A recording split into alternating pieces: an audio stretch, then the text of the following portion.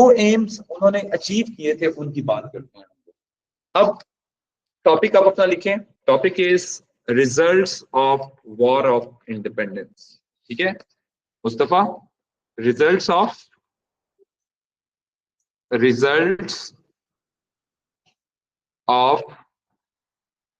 war of independence. If we talk about the results of war of independence, so overall result of war was failure of overall result of war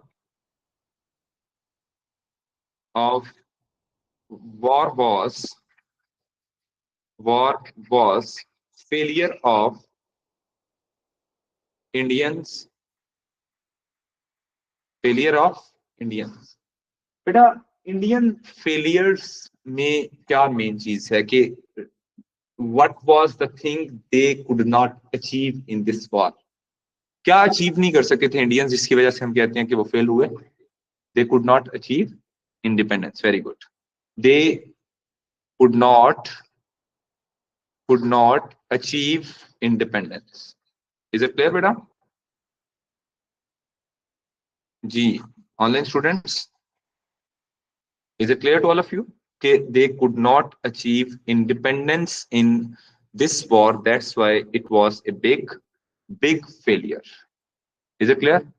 But now the thing is, which type of question examiner can give you regarding this portion? हमारे पास जो questions आ सकते हैं, the first main question on the results of war of independence is कि Indians achieved nothing in war of independence.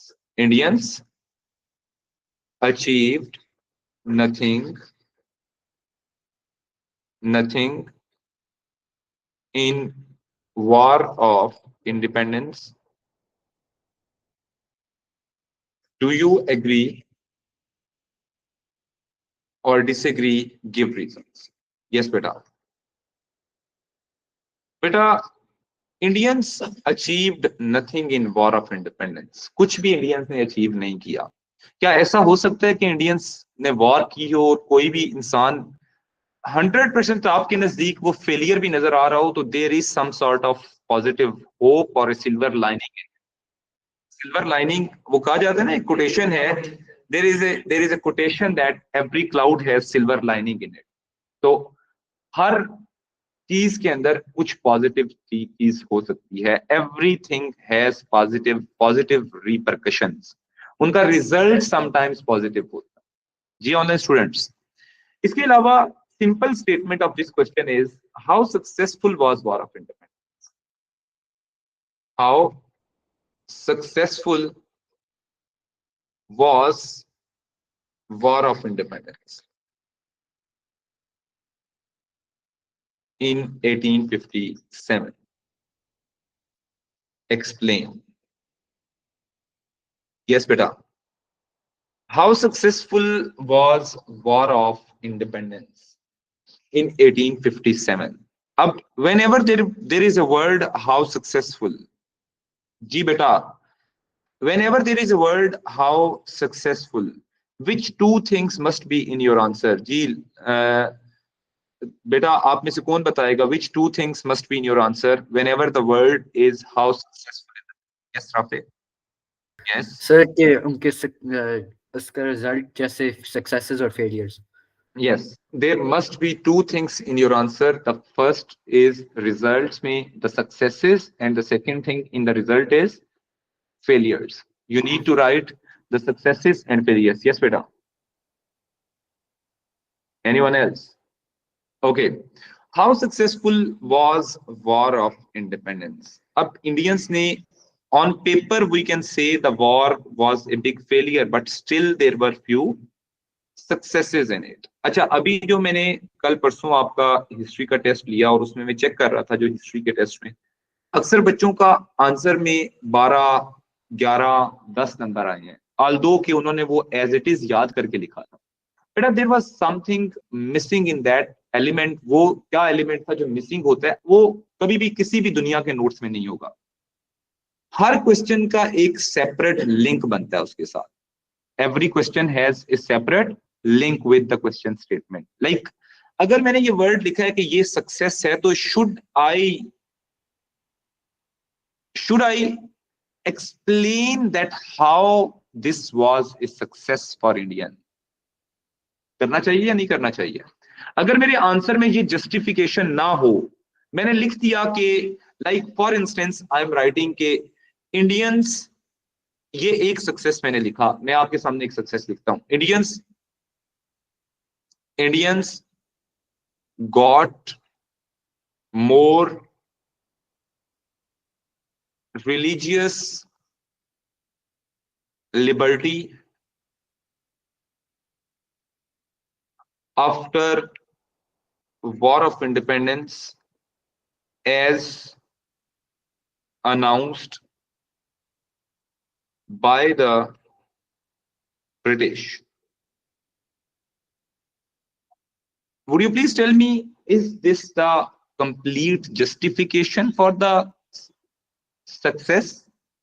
Is this thing showing that it was a success? मतलब ये point लिखने में तो हमें success लग रहा है. Is it justified that this was how it was a success? मैंने ये proof नहीं किया अभी तक कि ये किस तरीके से success. As Indians या as Indians fought War of Independence to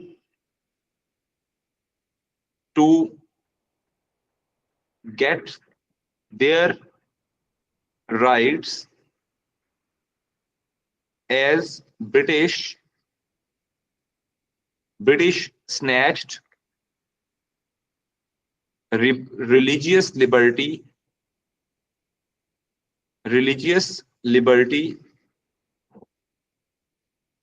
by their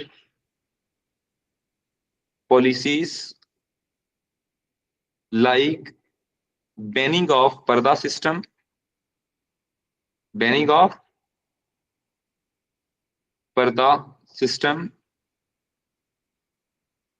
hence when British proclaimed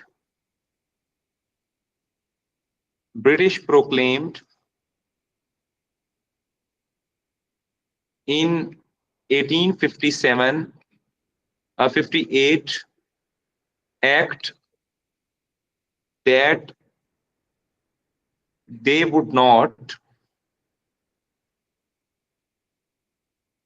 interfere in religious belief of Indians, in religious beliefs of Indians. It was success of India. It was success of Indians. बेटा अब मुझे बताएं online students, is this the complete justification of the word success? बिल्कुल है.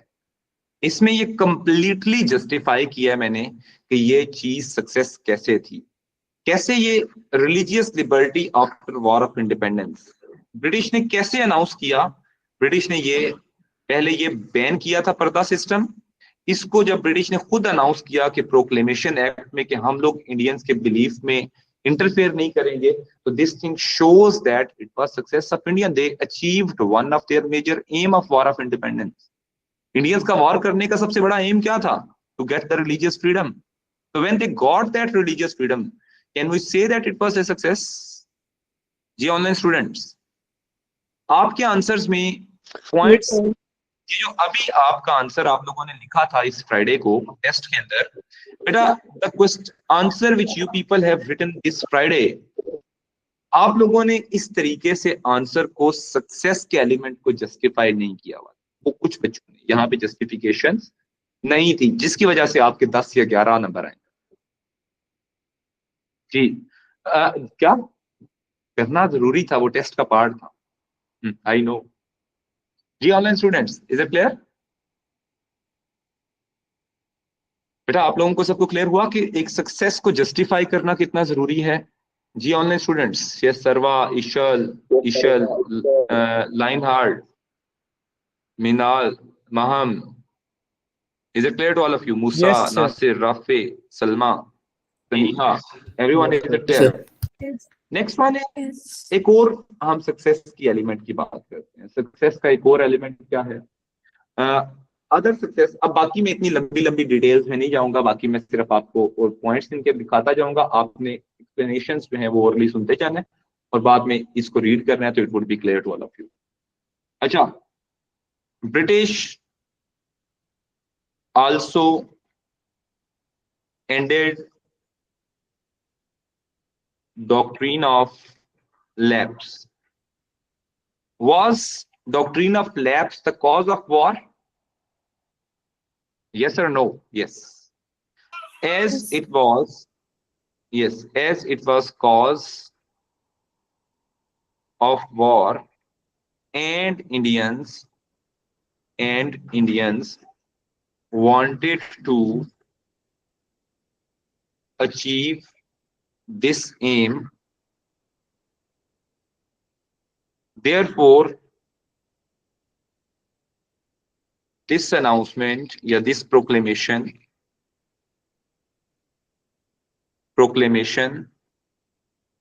made Indians successful.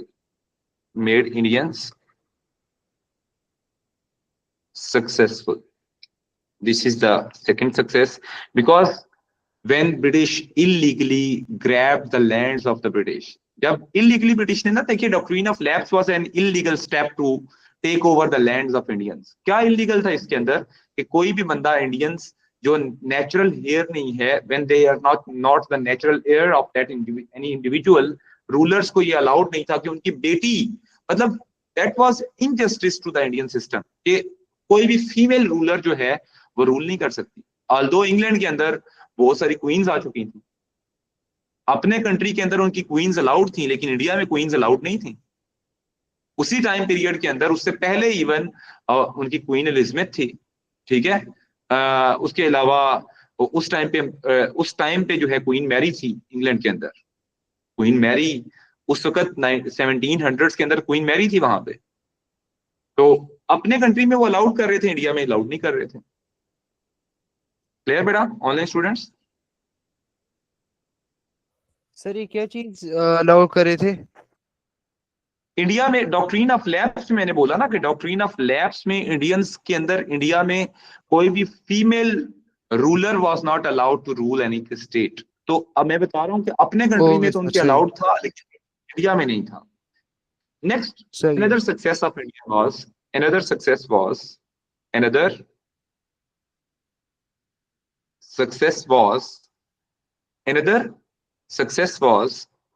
that she was that Indians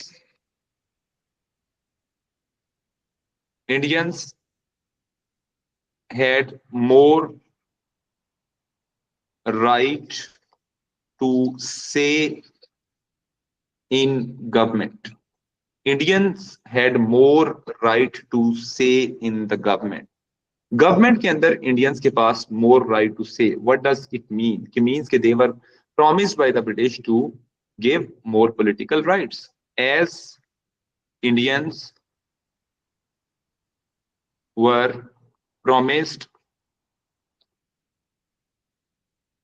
to have। लेकिन sir उनको वो वूट वाली पावर्स नहीं मिल गई थी जो जिनका कोई जो जिससे वो कुछ कर सकते नहीं थे।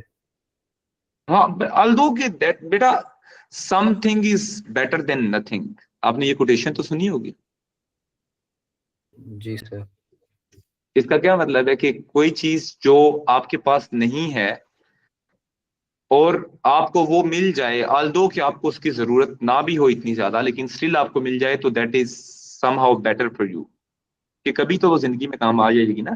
तो इंडियंस का right to say, although there were no actual powers in the hands of Indians, but still on papers you can say कि Indians had participation. It was at least bringing them maturity. कम से कम उनके अंदर जब वो government, British government का part बनेगी, कम से कम उनकी अच्छी बातें तो सुनेंगे ना, या नहीं? जब आप गवर्नमेंट का पार्ट होंगे, असेंबली में बैठेंगे, तो आप उनकी अच्छी बातें at least you can learn from the discussion of the British. Learning तो आपकी होगी ना। चले, और मैं मानता हूं कि कुछ नहीं था उनका, राइट टू से रियल पावर नहीं थी, बट स्टिल उन्हें ये तो पता चला ना कि कंट्री को रन कैसे करना है। ऐसा है ना? Is it clear? एक्सपीरियंस मिल गया, political experience, political awareness, political awakening was done by that. जी online students, is it clear बेटा? As Indians were promised to have more share in councils and civil services. Civil services. Hence, it was success as it gave political awakening to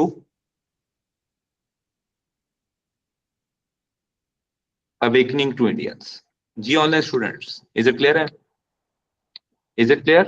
All the success elements of success are clear to all of you? Yes, no? Yes, sir. जी बेटा, जल्दी से इसको finish करें। I am moving towards the failure side after that. Awadh के पीछे yes doctrine of lapse भी reason थी, और वैसे जनरली वहां पे अवध के अंदर जो है उन्होंने सब्सिडरी अलायंस का भी काफी ज्यादा रोल दिया। ठीक है, मल्टीपल पावर्स। वालेकुम अस्सलाम, अरफा लेट हो गई आप? जी सर, मैं वो बस घर पहुंचने में टाइम लग गया।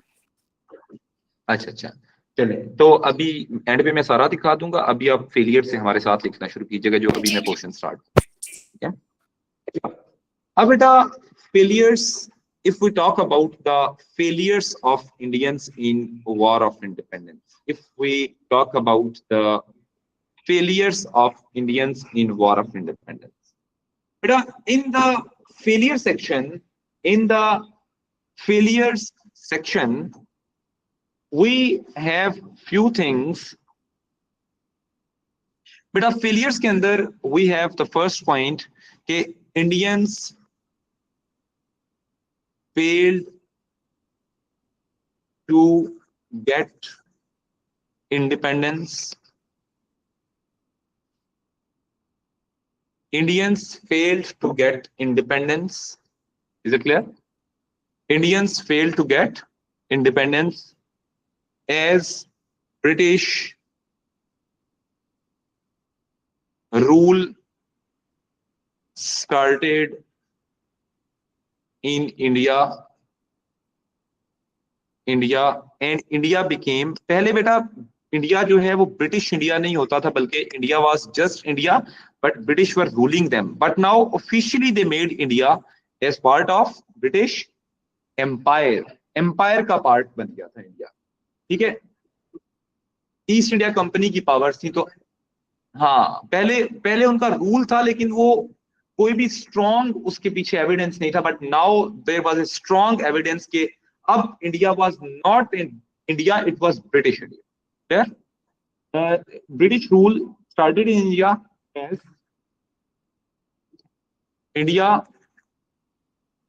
India's name was British India now. British India. Therefore, their economic exploitation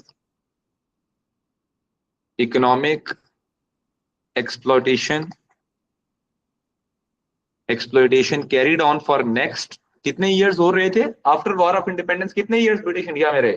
90 years. Their economic exploitation by the British carried on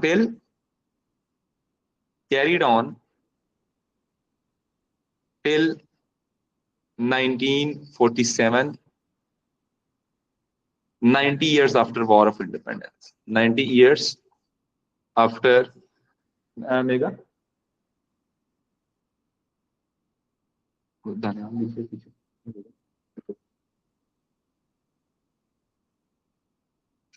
जी बेटा, is it clear everyone? Next we have, अब ये इंडियंस का फेलियर था।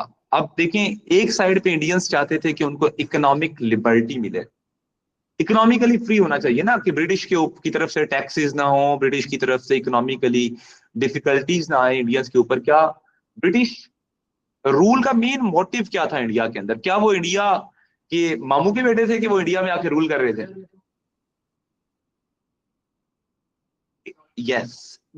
Basically, British were interested in India because of its being golden sparrow for them.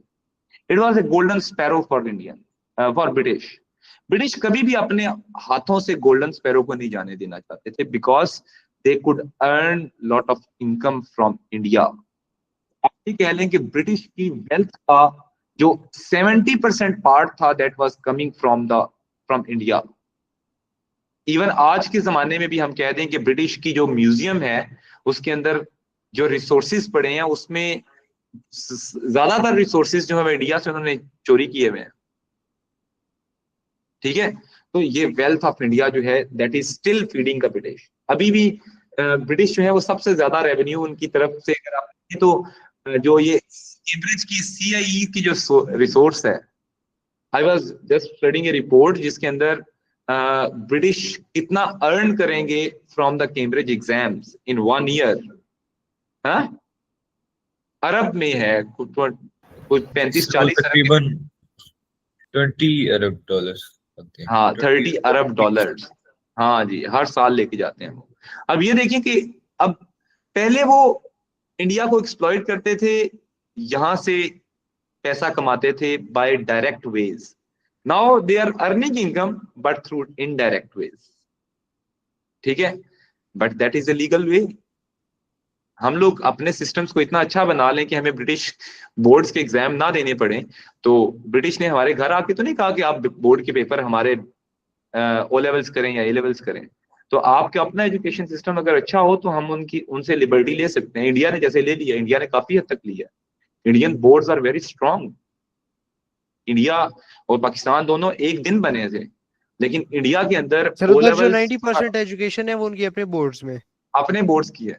आपको पता है कि Cambridge जो है वो मार्च के अंदर एग्जाम सीरीज लेता है। एक March exam series only held in India. March exam, जो मार्च के अंदर एग्जाम होते हैं वो पूरी दुनिया में कहीं नहीं होते, वो इंडिया में कैम्ब्रिज स्पेशल अरेंजमेंट्स करता है, क्योंकि इंडियन गवर्नमेंट अलाउड ही नहीं करती। इंडियन गवर्नमेंट कहती है कि अगर आपने पेपर लेने हैं, हमारे बोर्ड एग्जाम्स होते हैं मार्च के महीने में। If you want to carry on your system in India, आपको मार्च में एग्जाम लेने। They are taking their exams in March. Sir इसी पाकिस्तान वजह से वालों सुपर की पावर बन चुका है, पाकिस्तान अभी तक पीछे रहा हुआ है। पीछे रह गया। सुपर पावर नहीं बना। हाँ, ये देखो, ये बहस नहीं छिड़ जाएगी। नहीं यार, हम नहीं कहेंगे ऐसा। ठीक है, अच्छा आगे चलेंगे। Next, Indians fail to get independence हो गया हमारा। दूसरे नंबर पे Mughal empire ended. Mughal empire ended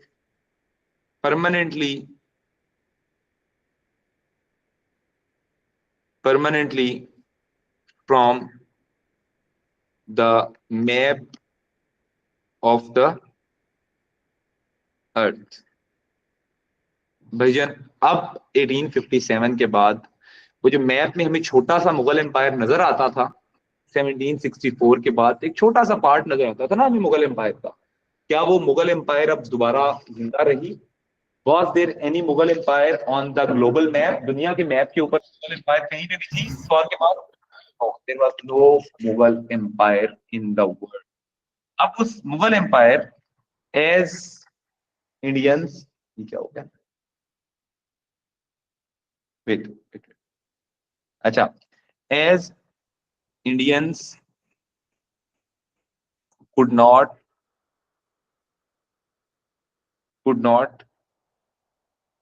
as Indians could not revive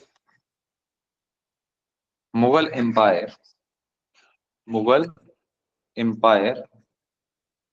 after 1857 War of Independence. Hence, it was failure of। अच्छा, आपकी हर पैराग्राफ जो सक्सेस और फेलियर का बेटा पैराग्राफ होता है, हर सक्सेस और फेलियर का जो पैराग्राफ आपका होता है बेटा, you people must write success और फेलियर के पैराग्राफ्स के अंदर आपने याद रखना है कि हमेशा वर्ड सक्सेस मेंशन होना चाहिए और वर्ड फेलियर मेंशन होना चाहिए। Is it clear? डन बेटा?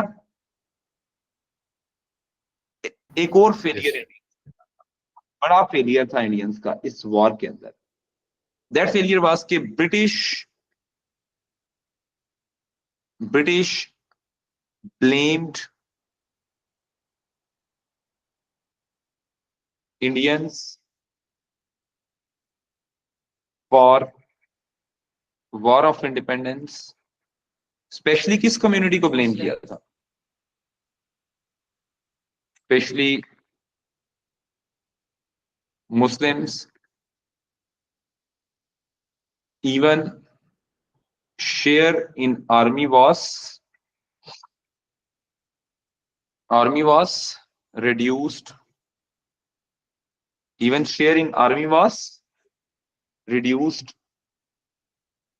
hence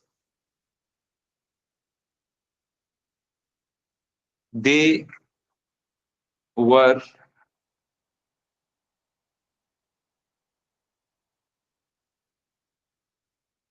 considered suspicious even in their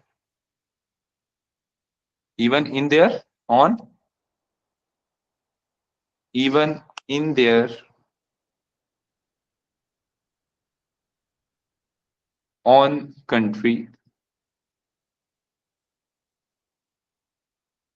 Is it clear, everyone? Hence it was, बस ठीक है, hence नहीं है तो therefore it was a failure of, therefore it was failure of Indians, therefore it was failure of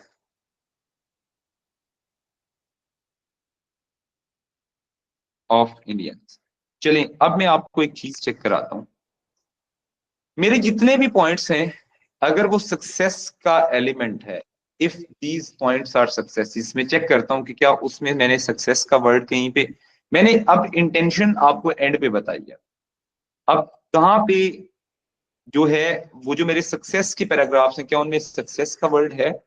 ये check कीजिएगा, कहीं ना कहीं पे मैंने वो लाजमी, कहीं पे मैंने लाजमी वो वर्ड सक्सेस ऐड किया होगा।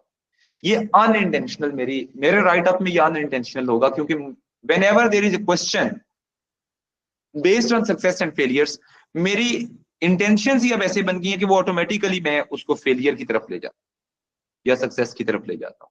तो बेटा ये जो जस्टिफिकेशन ऑफ सक्सेस और जस्टिफिकेशन ऑफ फेलियर है, ये आपकी जरूरी है। You need to clearly mention the word success and you need to clearly mention the word failure in your answer। जी online students, is it clear बेटा? Is it clear to all of you? Yes, no? Yes, sir. Yes, sir. Yes sir. Yes, sir. तो अब इस question को, how successful question के लिए note क्या होना चाहिए आपका, ये मैं क्लियरली आप लोगों को बता रहा हूं। मैं दोबारा भी बताता रहूंगा, लेकिन आपने कोशिश करें कि एक ही दफा सुन के you need to follow the instructions very careful. Note क्या है? In every how successful question, how successful question, beta which two things must be mentioned? Word success and failure must be mentioned। Is it clear, everyone? Is it clear to all of you? Word success and word failure must be mentioned. Yes, sir. ठीक है? Please justify your success or failure. Please justify how each point is a success or failure. बच्चों, ये आपका ये जो इस Friday का test था उसमें ये चीज लैग कर रही थी. Is it clear online students? आपके फ्राइडे के टेस्ट में क्या चीज लैग कर रही थी कि कुछ बच्चों के आंसर में सक्सेसफुल का वर्ड नहीं था, फेलियर का वर्ड नहीं था, कुछ जगहों पे जस्टिफिकेशन फॉर सक्सेस नहीं थी, कुछ जगहों पे जस्टिफिकेशन फॉर फेलियर नहीं थी. मतलब पॉइंट लिखा हुआ था, पॉइंट वाज करेक्ट. मैं देखिए कि मैं पॉइंट किसी का गलत नहीं करता, पॉइंट्स करेक्ट होते हैं, लेकिन जब तक वो कंप्लीटली जस्टिफाइड नहीं होते एज ए सक्सेस तो आपको नंबर जस्टिफिकेशंस के नहीं मिलते. मींस आपके 8 या 9 नंबर तो आराम से आ जाते हैं बेटा. 8 to 9 मार्क्स हुए हैं वो आपके नॉलेज से भी बन जाते हैं. नॉलेज 8 to 9 मार्क्स देता है, लेकिन जस्टिफिकेशंस आपको 11 to 12 to 13 मार्क्स तक लेके जाते हैं. इज इट क्लियर जी online students? Is it clear बेटा? Yes sir. Yes no? Yes sir. तो ये बेटा कोई भी बच्चा इसका स्क्रीनशॉट ले ले और प्लीज ग्रुप में सेंड कर दे ताकि जो आज नहीं आ सके वो भी आ जाए और वो भी लिख लें. यस बेटा? बेटा 25 को बन रहा है, 6 को डेटशीट आ गई है, अभी फाइनलाइज नहीं आई, फाइनल आएगी अभी. अभी फाइनल नहीं आई, लेकिन फाइनल आ जाएगी तो मैं वो आपको शेयर करूँ. अभी फाइनल नहीं है, वो चेंज हो सकती है. उसके अंदर ब्रिटिश जो है वो ब्रिटिश काउंसिल वाले जो है वो चेंजिंग्स करते हैं समटाइम्स. ठीक है, अरफा ने सेंड कर दिया. चले मैं इसको ना क्लोजली एक स्क्रीनशॉट ले लेता हूँ. ये सवाल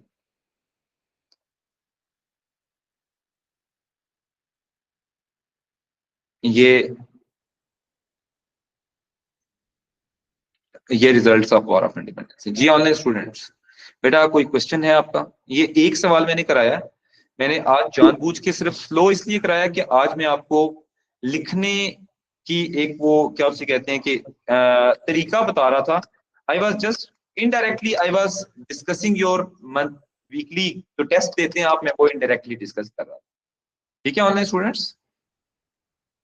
is it clear how to write? Yes sir. Done हो गया? Sir, I have a question. Yes बेटा. यस Sir, जो source A का question होता है हम उसको as it is लिख सकते हैं? बेटा एज इट इज अगर पूरा सोर्स लिखेंगे तो फिर आपको नंबर ही नहीं मिलेगा उसका. आपको सिर्फ रेलेवेंट पॉइंट्स लिखने हैं ज़ैनब.